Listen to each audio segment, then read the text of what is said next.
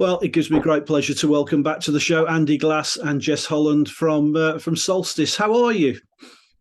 Fantastic. Thanks, Gary. Great to see you, man. It is nice actually because the first time we did this, I couldn't get my camera working, and so basically the two of you were just talking to a blank screen, and it was I'd say, but it is nice. I've got it up and working. It had its advantages, man. Well, the thing is, this whole Zoom thing. I mentioned to a couple of people that a couple of years ago, somebody said to me, "says do you want to do a Zoom interview?" And I went, "What the hell's a Zoom interview?" And now it's the most normal thing in the world. Yeah. I've said this to you before. I'm going to say it again and probably again. You should be putting these things, you should get a YouTube channel going and you should be putting these things on that channel because you've done some incredible interviews with so many, luminaries of all genres. But really, people would love that, man. I think it's just time. It's just purely just time because obviously, It takes like 10 minutes to upload a video. Hello. Yeah, to be honest, if you've ever seen me trying to handle anything technological, I may as well be wearing boxing gloves. Honestly, I'm a bit of a clumsy o when it comes to technical stuff.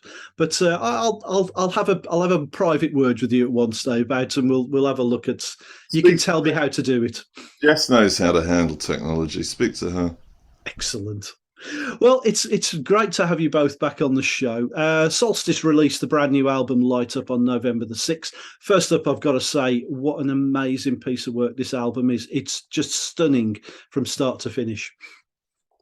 Incredible. I got to just got to dive in there actually and say that the official release date will not be the 6th of November. So GEP, our label, we kind of dropped this on them a bit suddenly at the last minute, and they're like, "Oh yeah, we need a bit of time." Of course they do, to set up the release correctly. So at the moment, it looks like it might even be January that this. Oh right, okay. So we're waiting right now on an official release date where it will be, released digitally and physically via GP. However, on November the 6th, we're launching the album and we will have, and it will be probably the only opportunity actually to get hold of a physical CD, which we'll have there and then. So basically everyone that's pre-ordered the album will get their physical copy, and anyone who turns up to the launch will be able to buy it. But the release itself, it looks like it's going to be January. Oh, well, we'll have to make a big deal about it for a second time then. Yes, we will. I mean, you very kindly allowed me to premiere the track Light Up on my Prog show on October the 13th. Have you been pleased with the reaction to the new music? Yeah. I mean, it's just we're just starting to get a bit of feedback from people, and I've sent it to yourself and a few other sort of specific people that I have great respect for, and we've had some wonderful feedback just from those few people that have heard it, and we have I suppose their equivalent of Patreons. We have Guardians, people who subscribe to the band and help, in fact, make it possible for us to exist. To be quite honest, so they've got to listen to it. But I've sent it to people like Jerry Ewing and Greg Sporton, Stephen Wilson, and we've been delighted by the response to it, which it's thrilling because we're in that point where, just released the baby into the world. Yeah. And it's a nervous time because, we've been so invested in it, and we've been, me and Jess have been working on it since the day after we released Sheer, so it's like, it's a long process, and we've put the whole band have really kind of immersed themselves in it, and so this is a big moment now. So to start getting a few early reactions in the positive, it means the world. Because the thing is, as well, because you're so engrossed in the album, it is difficult to sort of step away at anything and take a look at things from a sort of like a wider view. So I suppose when you get people like myself, and obviously you mentioned Jerry and Greg, sort of coming back with some feedback, it's nicer because you aren't able to do that because you're still so engrossed in the project, aren't you? Well, it's certainly true for me. I don't know what you think, Jess, but I mean, for me, because I've been, so immersed in the minutiae of mixing it, and therefore, attending to kind of technical detail, really. So when we were recording it, and me and Jess were working together in here, I was engaged kind of emotionally in the tracks, and as they were coming together. I mean, our creative process was really exciting, and so I was full of it, and believed totally in it. But when you start getting into the mixing thing, which has been quite a long process, you lose the perspective of the music, really, and you just become in focused on what is wrong, what can I improve, and it becomes very technical and a bit cold, really. So you sort of you can't really have that same sort of overview. But I mean, maybe Jess, what do you think? Because you were kind of obviously getting mixes as we were going along, and Jess kept me going, actually. Vibrations. So that's cool. Yeah, I think my tracks were added on quite early in order for like the band to then respond to how I sang.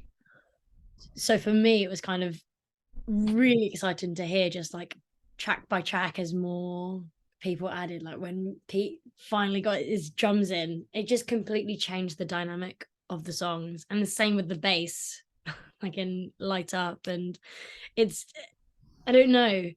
I got the stems, basically, the basic MIDI files and some guitar parts, and it was enough for me to work with. And again, the whole process of recording my vocals for the first time really with Andy in the room, like we did it right at the beginning of Sheer until lockdown happened.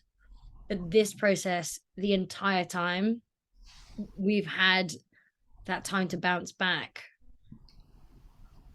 Yet that energy that we created in the room that Andy's sitting in right now was then like taken by all of the other members, by Jenny, by Steve, and they sat with the song as well, and they added their part to it.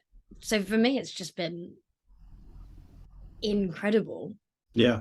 To hear the journey of the song, like from the very basics with Andy's vocal on it to the final master. I mean, what I got, the feeling I got when I heard the album for the first time, and I just sat there, and I can be one of those people that sometimes I'll put an album on and I'm doing 100 other things. I put it on and I just thought, right, okay, headphones on, sit back, do nothing.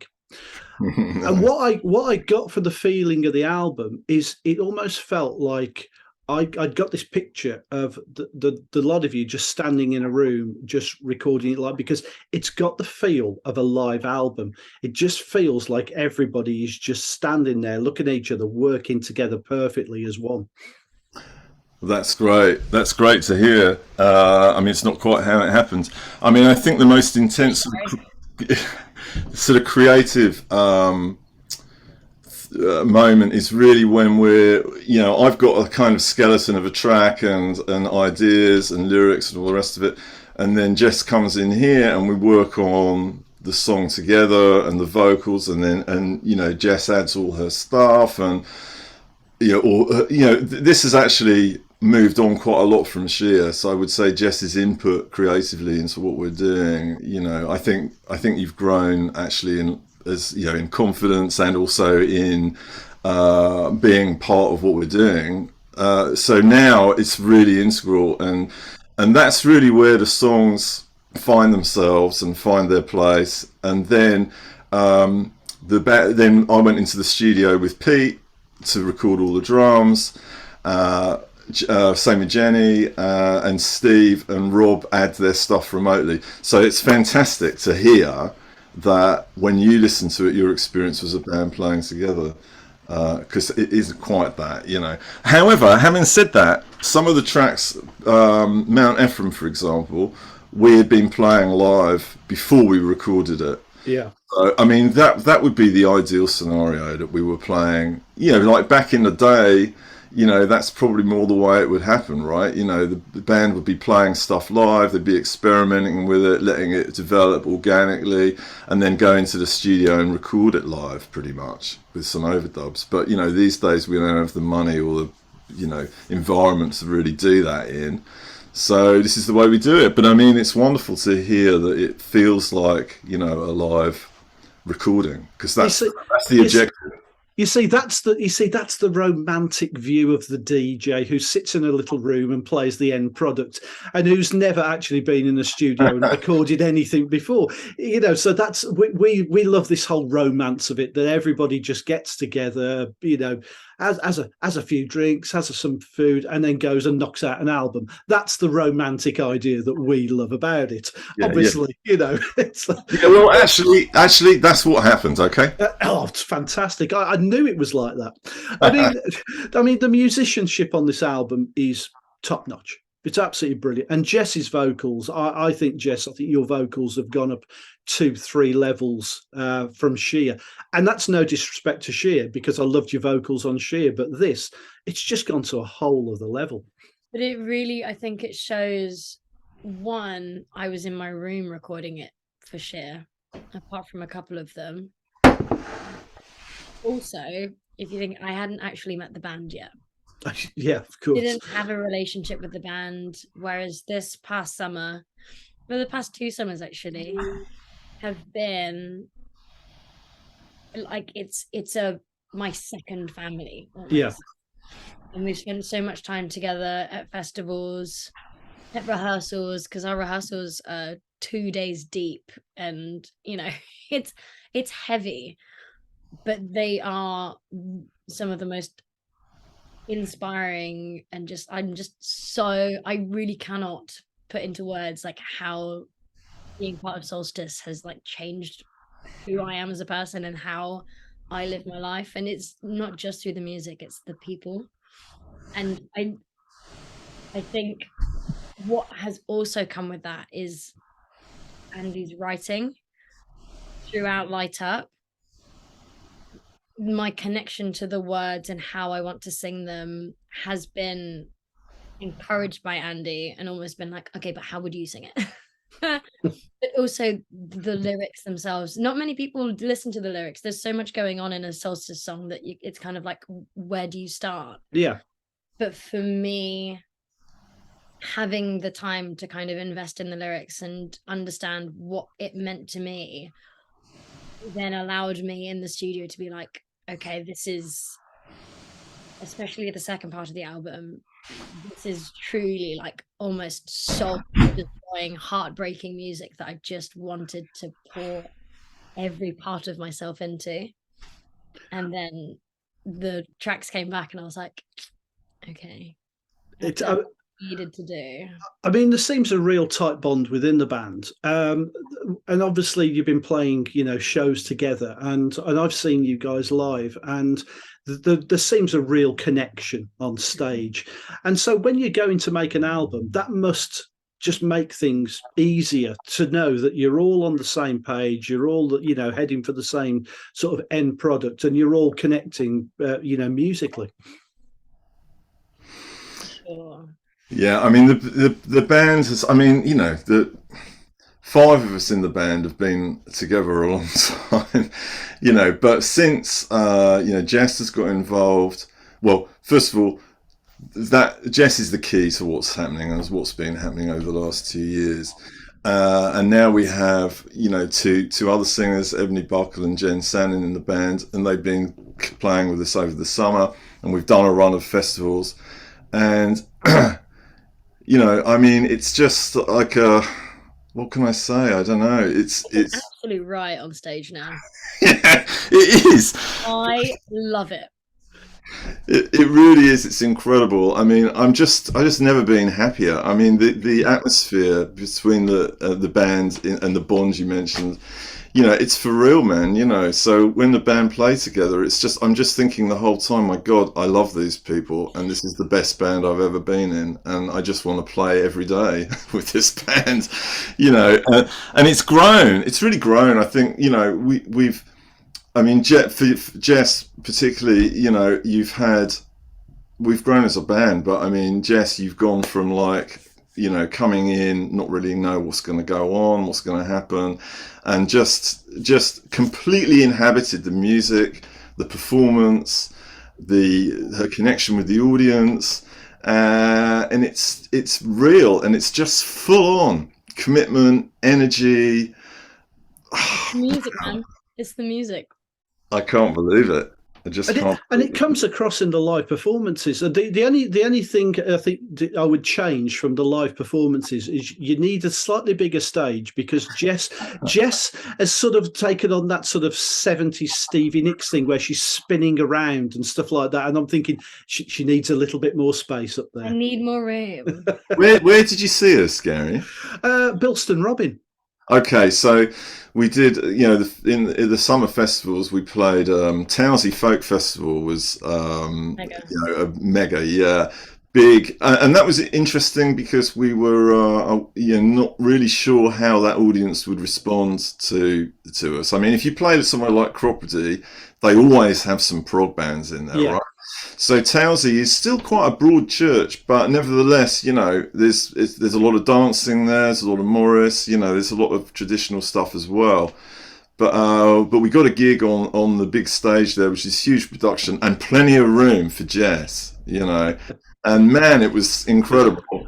And then similarly in 2 days Prog Plus One, which is in Veruno in Italy near Milan. You know, big production, big stage, and yeah, we were in our element, man. Elemental. I mean, you've released rehearsal videos, especially the first one I saw was Bulbul Terang. Superb track, but a great visual example of, for me, a band in total harmony. And that's what I got from it. I watched it and then I watched it again. And it was great because every time I was watching it, I could just see something else. One day I was watching Jess, then it was you. And then I was just watching everybody else in the band. And it was great. And I think it's a really good idea to put these videos out because people love hearing the music, but people also like to see a band play live. And I think that the videos were absolutely superbly. Thanks, Garry. Yeah, it was not that. So that track is interesting because, well, who knows where it came from for a start, but it you know, but it started with. So Bulbul Terang is the instrument that opens the track, which I'm playing, which is an Indian instrument, and Pete Hemsley, the drummer, bought it. He plays lots of interesting instruments, and he loves these pan art. Hang drums they're called. So, and he saw this Bulbul Terang and thought, yeah, man, you know, I'm going to play that. And at great expense, purchased it and had it sent over from India. And then it sat in his studio for 6 months, you know, and he never touched it. So he gave it to me, which is an incredible gift. And that's where the track started from there. But of course, we realized pretty early on that what we had here was a kind of almost a semi-duet thing going on, you know. Yeah. We needed someone to answer Jess's call. So, and we immediately thought of, you know, Chris Sampson from Azure. Yeah. So it's him, obviously, in that rehearsal video. And, you know, he just added that final incredible icing on that cake, man. It's just beautiful. So the two of them singing together, for me, is like pretty much, you know. Oh, it worked beautifully. The bounce between is fantastic. Yeah. It is absolutely brilliant, and it is really nice to see things like that. I love watching like rehearsal videos because that, you know, it's a chance for me, it's a chance to sort of like a song I've already been listening to maybe 30-40 times. I actually sort of like then get to watch it as well, and then it goes to a different level for me as well. But it's brilliant. Great track. 30 times, man, that's more than I've heard it, and I mixed it. Yeah, the thing is, it's not often I get to do that, because I said to a friend of mine, I said to him, I says, I can't leave like a CD or whatever in the car for sort of like weeks on end like I used to. I said, because I get sent so much music. But what I've done is I've stuck the album on a memory stick, whacked it in the car, and I just left it on, and I just thought, that's it, that's what I'm going to listen to, and I just kept letting it play. It's brilliant. Beautiful. So it is really, the album in terms of its layout is really designed for vinyl, Yeah. to be honest. So it has, and we talked about this actually, it has sort of two sides to it. So the first side, is kind of relatively is upbeat, got Light Up, Wongle number 9. What the hell does that mean? Who knows? I was wondering what Wongle number 8 was. Yeah, number 8 didn't make the cut, man. But it's always the way. Wongle number 8 always gets pushed to one side. It's always number 9 that makes it. And then Mount Ephraim, and then the second side is this is much mellower, So it's the kind of a bright side and a darker side, which is going to work great for the vinyl when that happens. But hopefully it will still work for people for the CD, where they're listening to it right the way through. How did you get on? No, not a problem at all. Because Mount Ephraim there's so much going on, and it's almost like you're sort of like thinking, blimey, but it's I'm exhausted. And then Run comes in, and it's like, and you can just take a breather. So I think it just works. I think the running order is absolutely spot on.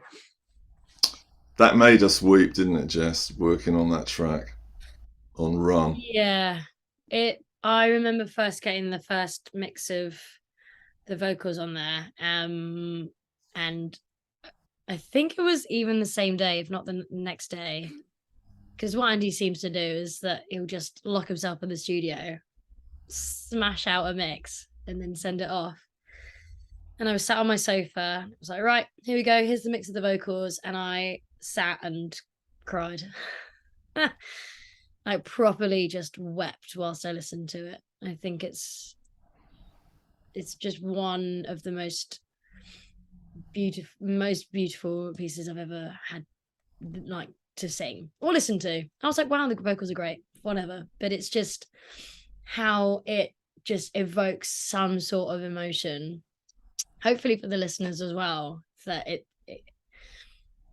if you do listen to the lyrics, it's just, and however you want to take it, I think it's especially for what's going on at the moment in the world and everything, it's just, it hits the spot.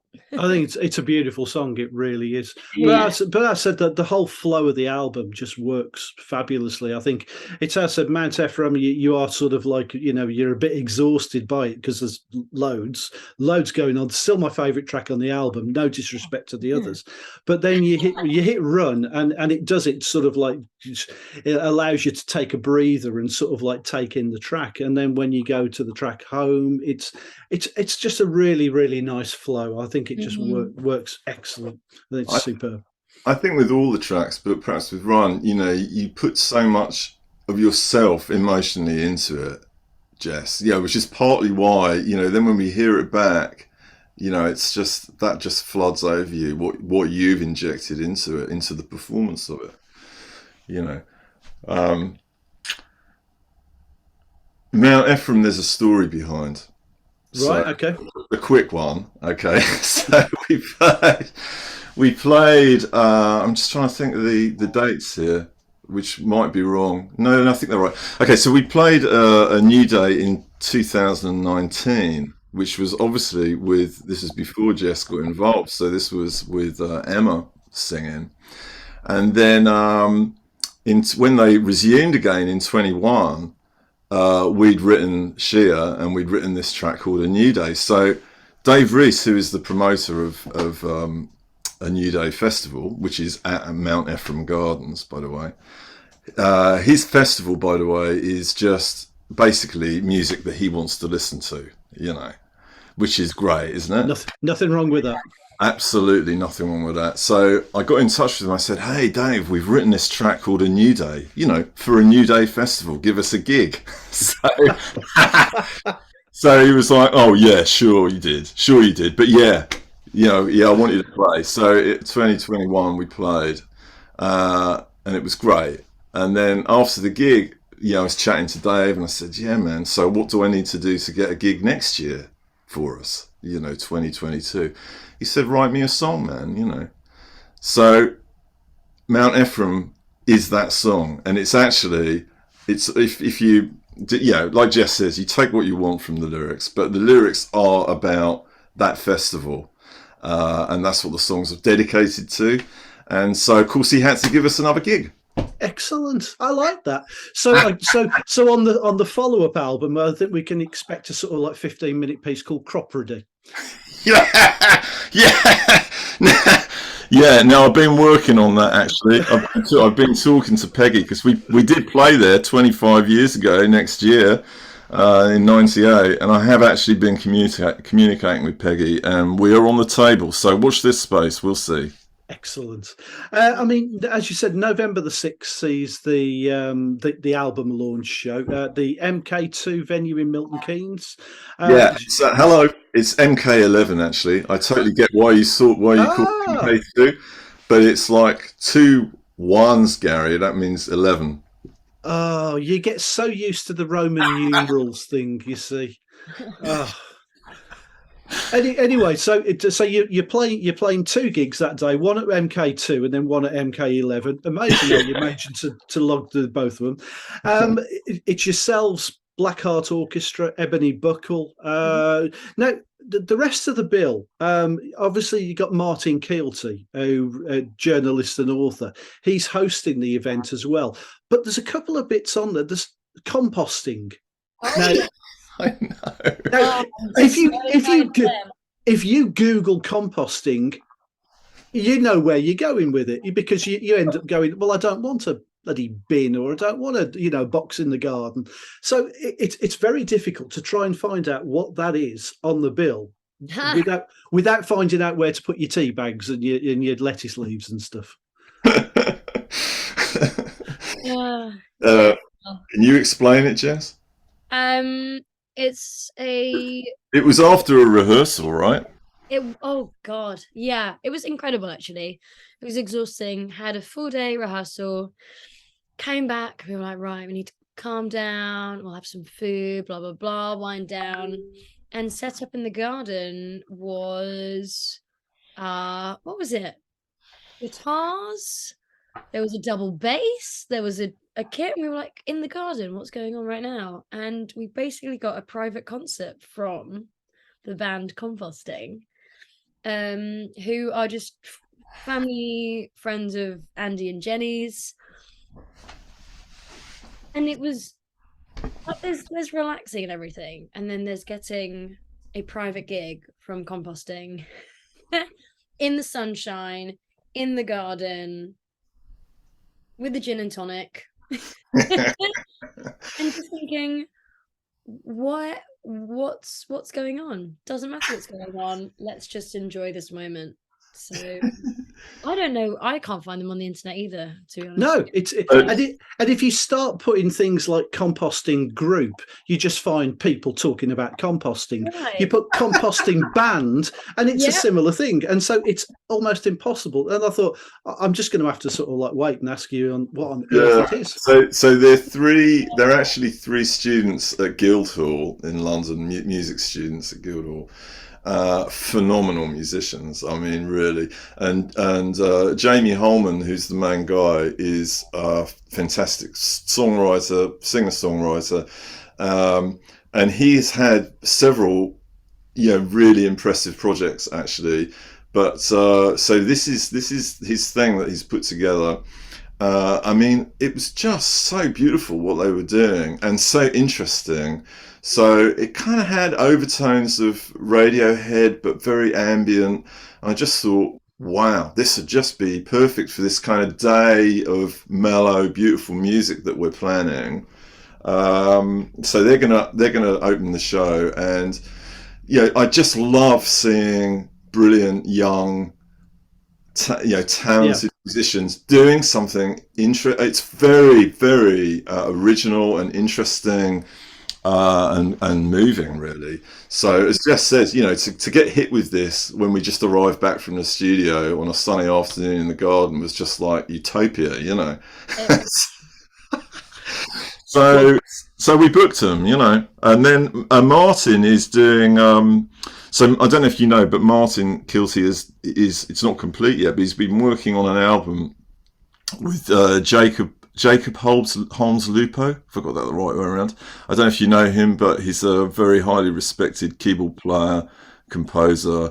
So they've been working on this album of poetry and music. So Jacob's doing the music, Martin's writing the poetry, and they've recorded most of it, and it's pretty incredible stuff. So Martin, is going to host a Q&A, which will be great fun, I hope. But he's going to do his own set, short set of poetry to Jacob's music. So it's going to be an interesting day, a little bit different, art, culture, beautiful music. Please come, everybody. It's going to be great. And it's the only place you can get the album this year.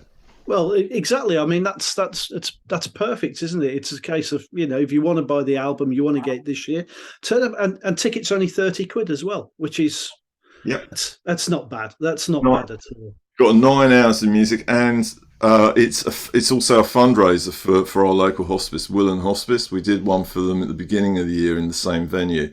So it's a win-win for everybody. It would be, and not only that.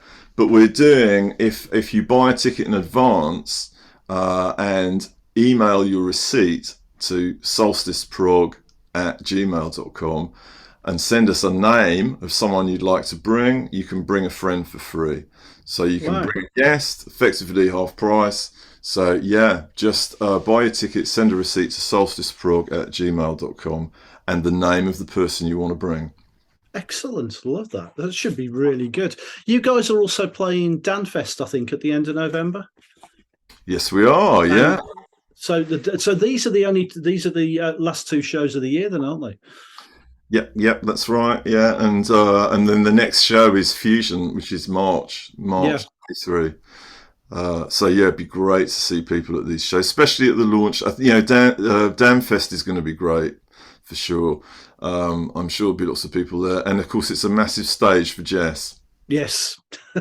No, it's not. It's absolutely tiny. I was going to say, Jess, you're gonna have to be sort of like just really control your spinning ground, I'm afraid.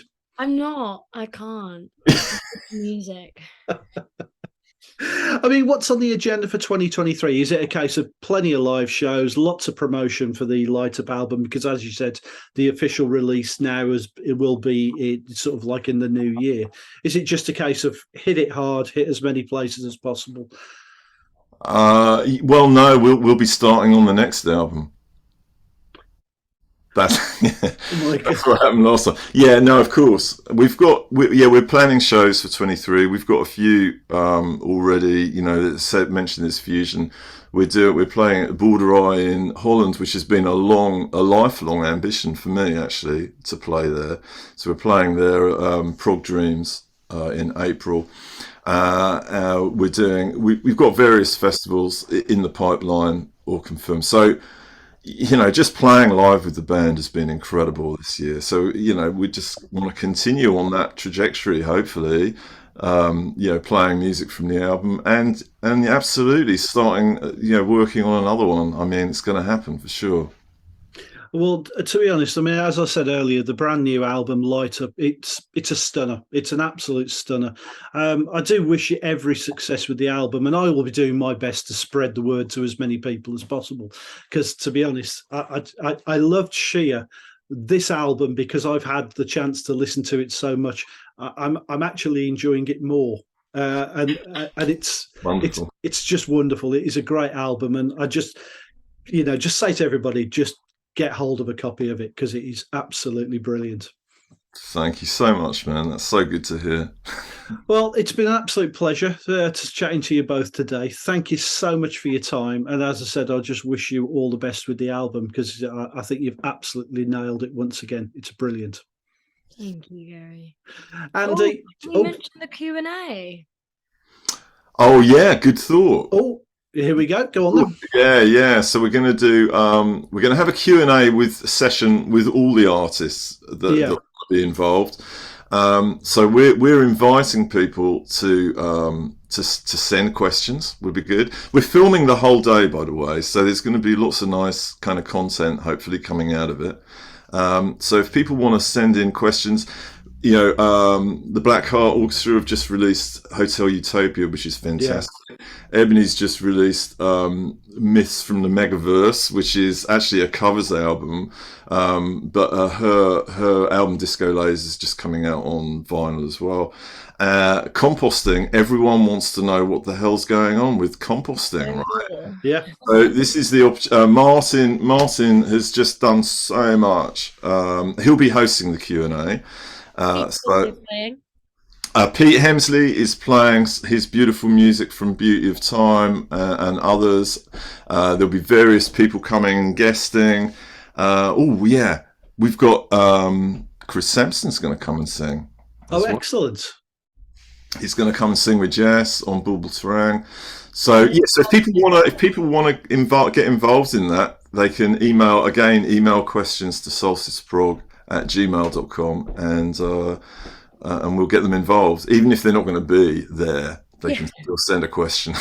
Fantastic. And there'll be a poll on the Instagram as well. It's just any questions, just send.